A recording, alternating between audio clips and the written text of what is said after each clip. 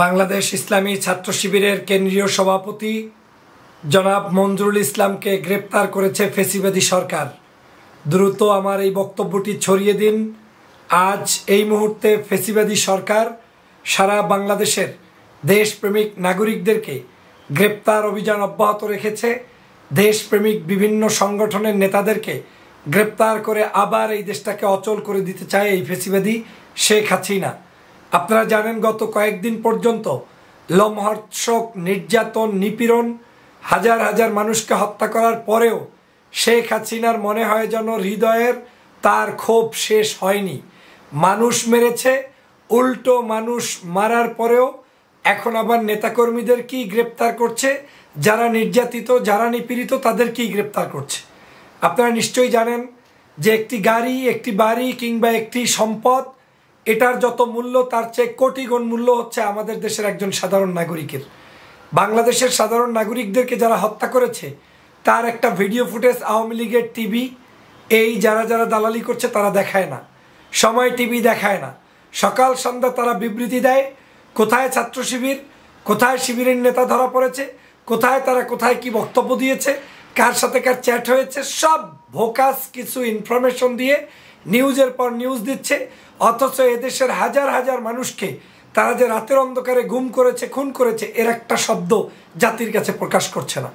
সর্বশেষ এখন আপনারা জানেন জামাত ইসলামের শীর্ষস্থানীয় বহু নেতাকে তারা গ্রেপ্তার করার পরে আজকের গ্রেপ্তার করেছে বাংলাদেশের একটি আদর্শবাদী সংগঠন ইসলামী ছাত্র শিবিরের কেন্দ্রীয় সভাপতি মঞ্জুরুল ইসলামকে। আমি এই গ্রেপ্তারের তীব্র নিন্দা জানাই, বাংলাদেশের সমগ্র মানুষকে সোচ্চার হওয়ার আহ্বান জানাই। মঞ্জুরুল ইসলামকে গ্রেপ্তার করার মধ্য দিয়ে ইসলামী ছাত্র শিবির এবং অন্যান্য মানুষদেরকে ভয় ভীতি প্রদর্শন করতে চায়, যাতে তারা স্বাধীনতার পক্ষে, দেশের পক্ষে, মানবতার পক্ষে আন্দোলন সংগ্রাম অব্যাহত করতে না চায় কিংবা তাদেরকে দমন করে দেয়া যায়। এই হচ্ছে সরকারের একটি অপচেষ্টা কিংবা প্ল্যান। কিন্তু এই চেষ্টা কোনোদিন সফল হবে না। আপনাদের জানতে হবে, প্রশাসনকে জানতে হবে, শিবির একটি সুশৃঙ্খল সংগঠন। এই সংগঠনের একজন নয়, হাজারো নেতাকর্মী যদি গ্রেপ্তার হয়, তাদের একেবারে ডাউন, যে একেবারে সর্বশেষ এই সংগঠনের যুক্ত হয়েছে, ওই ব্যক্তিও প্রয়োজনে নেতৃত্ব দিয়ে তারপরে বাংলাদেশের মানুষকে স্বাধীন করবে, মুক্ত করবে। অতএব এই মঞ্জুরুল সাহেবকে গ্রেপ্তার করার মধ্য দিয়ে আপনারা যে মেসেজ দিতে চান সেটা কোনো কিছুতেই কাজ হবে না। এই জামাত শিবিরের বহু নেতা আপনারা গ্রেপ্তার করেছেন, গত 17 বছর পর্যন্ত জুলুম করেছেন, নির্যাতন করেছেন। সম্ভবত সাবেক সভাপতি দেলোয়ার সাহেব ছিলেন, তাকে আপনারা হাতে বেরুরো পরিয়ে, হেলমেট পরিয়ে বিভিন্ন জায়গায় রিমান্ডের পর রিমান্ড নিয়ে হাত পা বেঁধে ভেঙে চুরমার করেছেন।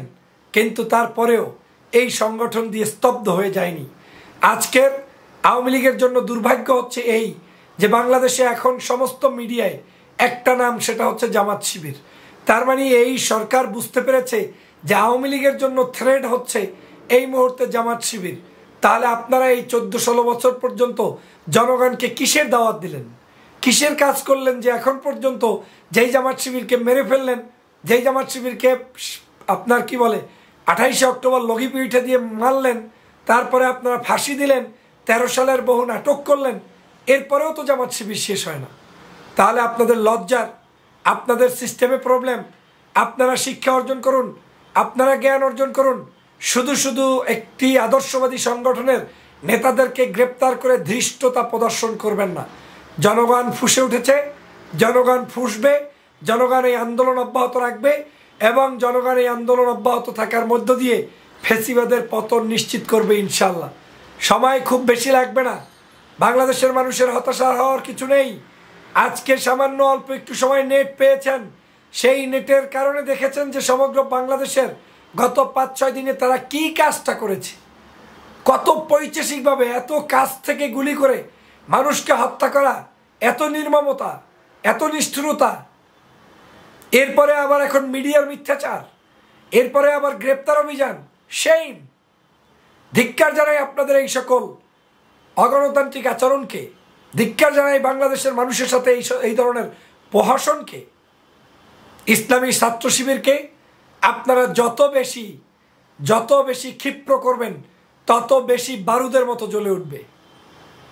কিছু করে নাই এখন পর্যন্ত ছাত্র শিবির। তাতেই আপনার নেত্রীর ঘুম নষ্ট, আপনাদের ঘুম নষ্ট। শিবির খালি নামবে শুনছেন, এই কারণেই ঘুম নষ্ট। এখন গ্রেপ্তার অভিযান করে নাটক সাজিয়ে তাদেরকে বিভিন্ন মামলায় দেখিয়ে তারপরে আন্দোলন করতে চান। এই আন্দোলন বন্ধ হবে না। এ আন্দোলন চলছে, এ আন্দোলন চলছে, এ আন্দোলন চলবে। এ আন্দোলন জনতার, এ আন্দোলন জনগণের, এ আন্দোলন গণতন্ত্রের, এ আন্দোলন আমার স্বাধীনতা বুঝে পাওয়ার।